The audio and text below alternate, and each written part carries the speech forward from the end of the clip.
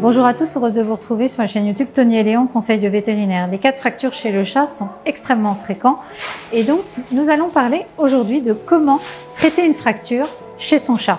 Je vous propose d'en discuter et surtout d'assister à une chirurgie de mon confrère, le docteur Guillaume Raguetti, vétérinaire spécialiste en chirurgie au CHV Frégis. Et puis avant toute chose, si vous n'êtes pas abonné à la chaîne YouTube Tony et Léon, conseil de vétérinaire, faites-le dès maintenant.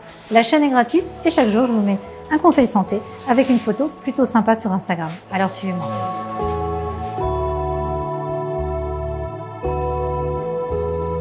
Bonjour Guillaume. Bonjour Valérie. Je te remercie de m'accueillir dans ta salle de chirurgie à Frégis. Bienvenue. Oui. Alors, on a eu l'occasion ce matin de te voir intervenir sur un chat qui avait une fracture. C'est très fréquent chez nos chats, ces fractures. Ah oui, les fractures de chat, c'est vraiment un motif de consultation fréquent dans les hôpitaux comme Frégis. Ça arrive de différentes manières, une fracture. Le plus souvent en région parisienne, c'est ce qu'on appelle les chats parachutistes. Ouais. C'est les chats qui soit sautent, soit glissent d'une fenêtre. Et puis, plusieurs étages plus bas, finalement, en se réceptionnant, vont avoir un os qui va se casser au moment de la réception. Et puis, tu as aussi les accidents de la voie publique qui sont quand même fréquents chez le chat. Exactement, ouais. Accidents de la voie publique. On a aussi des fractures par morsure, des choses comme ça qui peuvent arriver. Donc, il y a quand même une multitude de causes possibles, avec souvent la même conséquence qui est la chirurgie, en fait. Alors, les fractures touchent tous les chats, il n'y a pas de critères de race, il n'y a pas de critères d'âge, vous l'aurez compris, justement, vu les causes de fractures. Et Guillaume, les fractures se diagnostiquent assez facilement, finalement, quand l'animal arrive en consultation, tout de suite, avant même de faire une radio, que de toute façon tu vas faire par la suite, mais tu arrives à le voir assez facilement dans cette démarche. Exactement, ouais, tout à fait Valérie. Déjà, même le propriétaire, souvent, se rend bien compte qu'il y a un problème. Le chat ne pose pas la patte, ou la pose très très difficilement. Il paraît douloureux, il ne réagit pas du tout, n'agit pas du tout comme d'habitude. Et donc, il y a un vrai problème. Et nous, souvent, juste en voyant la patte gonflée, douloureuse, en manipulant un tout petit peu, on sent les craquements, on sait déjà qu'il y a un problème sérieux derrière tout ça. Il y a des zones de fracture chez le chat qui sont quand même, je pense, privilégiées. Je pense au tibia en particulier. Oui, alors le tibia, évidemment. Alors, le tibia, c'est plutôt le chat qui se fait taper par une voiture, parce que souvent, l'avant arrive à passer, mais c'est l'arrière qui se fait attraper. Alors que les chats parachutistes, c'est plutôt les avant-bras, ouais. Les poignets, et parfois le coude, donc l'humérus, l'os du bras. Voilà, finalement. Ça dépend de la cause, en fait. Exactement. Voilà, donc on a déjà tourné un épisode sur le chat parachutiste que je vous invite à revoir, justement. Je vous remets la pastille en lien. Guillaume, quand l'animal vient te voir, qui ne peut pas poser la patte, justement, ton premier réflexe, après avoir ausculté l'animal, c'est la radio. Oui, mais en fait, tu as raison. Le premier réflexe, c'est surtout d'abord de s'assurer que le reste de l'animal soit... L'état de santé général. Exactement. C'est une urgence de toute façon. Oui, et puis il faut imaginer un traumatisme qui est capable de casser un os. Il peut faire beaucoup plus de dégâts sur des organes vitaux en interne qu'on ne voit pas obligatoirement comme ça. Donc l'urgence, c'est d'aller tout de suite consulter.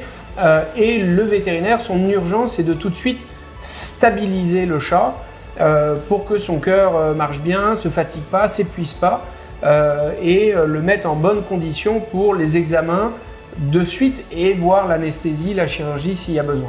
Voilà, parce qu'effectivement, il faut s'assurer que l'animal soit en état général, qu'il puisse supporter l'anesthésie avant d'envisager justement de pouvoir gérer sa fracture. Alors, il y a différentes possibilités de traitement de fracture. On va se concentrer sur la fracture. Il y a évidemment la chirurgie, mais parfois, en cas de fracture, il y a différents degrés de fracture, tu peux éviter la chirurgie. Oui, tout à fait. Alors, c'est malheureusement assez rare chez les chiens et les chats. Chez l'homme, souvent, une fracture de poignet, on va nous faire une attelle, on va nous distracter, nous réduire. Mais en fait, nous, on est sages. Donc on a mal, on se protège, on ne va pas utiliser notre main, notre bras. Les chats ne savent pas faire ça. Donc c'est rare qu'on puisse facilement ne pas les opérer quand il y a une fracture parce qu'ils ne supportent pas bien le pansement, ils vont tout faire pour le retirer et en faisant ça, ils vont faire plus de dégâts que de bien. Donc mais il y a des situations où on peut ne pas opérer. Guillaume, on a vu tout à l'heure la radio du chat, alors qui est ici, hein, où il y avait une fracture justement très nette sur le radius. Ton intervention, en quelques mots, consiste, comme chez l'humain d'ailleurs, à poser des plaques. Exactement. Alors il y a plein de manières chirurgicalement de réparer des fractures. Le plus classique, c'est de mettre une plaque et des vis. C'est-à-dire qu'on a deux morceaux d'os qui sont séparés, on les réaligne bien. On veut essayer de garder finalement l'os exactement comme il était avant, et puis on le maintient dans cette position-là avec une plaque et des vis le temps que l'os guérisse, ce qui dure 4 à 8 semaines. D'accord. Sachant que l'intervention est une intervention qui ne dure pas non plus des heures, finalement, pour rassurer nos auditeurs, c'est une intervention qui dure un peu moins d'une heure même parfois. Oui, c'est ça. Là, dans le cas de ce chat, je pense que ça a duré 40 minutes, quelque chose comme ça. C'est souvent des fractures assez simples qui se traitent finalement en moins d'une heure. Il y a parfois des fractures très complexes qui se traitent sur plusieurs heures parce qu'il y a une articulation qui est touchée et il y a des fractures qui sont finalement de moins bons pronostics. Et là, le travail du chirurgien est capital et la première tentative est toujours la meilleure en fait. Donc, faut pas se rater, il faut bien le faire, il faut prendre le temps pour sauver finalement l'articulation. L'animal, tu vas le garder en observation quand même après l'intervention, ici donc en clinique. En général, tu le rends, donc il rentre le matin au CHV à jeun évidemment, parce qu'on sait qu'il va y avoir une anesthésie générale. Tu le rends le lendemain en général à son propriétaire? Nous, le plus souvent à Frégis, on les garde 24 heures en observation, presque soins intensifs. C'est des animaux traumatisés, donc il faut surveiller leur cœur, leur respiration, etc. De manière très intensive en réveil, et les premières 12 heures, 24 heures. Et puis il y a le traitement de la douleur qui est aussi assez important. Et ils ne rentreront à la maison que quand ils seront confortables. Donc 24 heures après, on sait qu'ils sont stables, ça va bien. Mais est-ce qu'ils sont suffisamment confortables pour être bien à la maison sans morphine, ou est-ce qu'on doit les garder pour qu'ils aient encore un peu de morphine, etc. Parce que de toute façon, les propriétaires vont quand même repartir avec un traitement pour leur animal, parce qu'il y aura quand même un traitement par la suite, une fois le retour à la maison. Et puis aussi des conseils d'hygiène de vie, parce que l'animal, évidemment, ne va pas pouvoir tout de suite remarcher, retrouver une locomotion. Exactement. Alors quand le chat rentre à la maison, il y a 3 points clés. Il y a évidemment des médicaments contre la douleur. Il y a l'activité qu'il faut restreindre le temps que la cicatrisation osseuse démarre. Donc c'est 4 semaines où il faut faire attention à l'activité. Et puis il y a la cicatrice à surveiller, souvent une collerette. Et ça c'est hyper important parce qu'un chat qui se lèche, c'est un chat qui est à risque d'infection.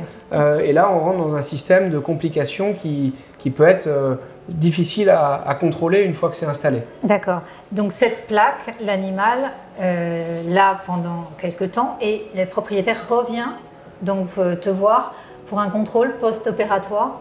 Exactement. Souvent, ils reviennent à 4 semaines, on fait des premières radios, on voit que la cicatrisation a vraiment bien avancé, le chat ne boite plus, il est confortable, il remarche comme avant. Parfois, on fait un deuxième contrôle à 8 semaines pour montrer que c'est parfaitement cicatrisé. Et souvent, l'histoire s'arrête là. C'est rare qu'on ait besoin de retirer la plaque, les vis sur un chat une fois que c'est bien guéri. Donc, finalement, l'animal garde sa plaque à vie, comme un humain. Exactement, il garde la plaque à vie. Alors, les humains, c'est parfois un petit peu différent. Typiquement, tu as des poignets, parce que l'humain va garder la plaque encore 50, 60 ans parfois.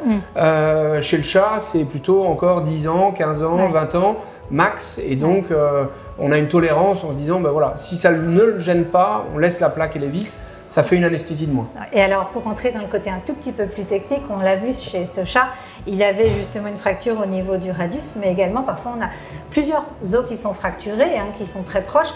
Et finalement, ce que tu me disais, c'est que mettre une plaque sur un seul os, le plus grand en l'occurrence, j'imagine, ça peut te permettre finalement de résoudre ce problème de multifracture, j'ai envie de dire. Exactement, là on a 2 os qui sont fracturés, donc c'est une double fracture radius-ulna. Et en fait, en posant parfaitement la plaque juste sur le radius, l'ulna s'est bien remis en place, va bien guérir comme ça. Et il n'y a pas besoin d'aller le traumatiser, l'ulna, avec une plaque, des vis en plus, etc. ça va très bien guérir comme ça suffit. Et j'imagine que quand tu as face à toi un chat qui a été fracturé, mais en plus qui est en surpoids ou obèse, tu conseilles, j'imagine, un petit régime alimentaire pour éviter qu'il appuie trop sur la zone qui a été fracturée?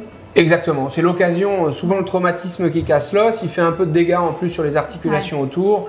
C'est l'occasion de refaire un peu un point de hygiène de vie globale pour ce chat et de lui dire voilà, c'est le moment de corriger un peu l'alimentation, lui donner parfois des alimentations spéciales pour l'aider à mieux marcher, etc.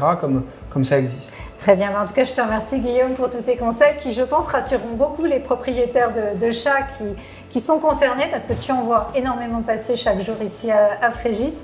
J'espère que cet épisode vous aura plu et qui vous aura rassuré sur le type d'intervention qui a lieu, la durée et les soins post-opératoires. Vous le voyez, ce sont des cas très courants ici. Alors évidemment, j'en parlais avec un vétérinaire spécialiste en chirurgie, mais sachez que ce sont des techniques chirurgicales qui sont bien pratiquées quand même. En l'occurrence, toi tu les pratiques très régulièrement, quasi quotidiennement. Et surtout, si vous avez aimé cet épisode, n'hésitez pas à le liker, le partager et puis bien sûr abonnez-vous à la chaîne YouTube Tony et Léon Conseil de vétérinaire. À très bientôt. Merci Guillaume, merci beaucoup. Avec plaisir Marianne.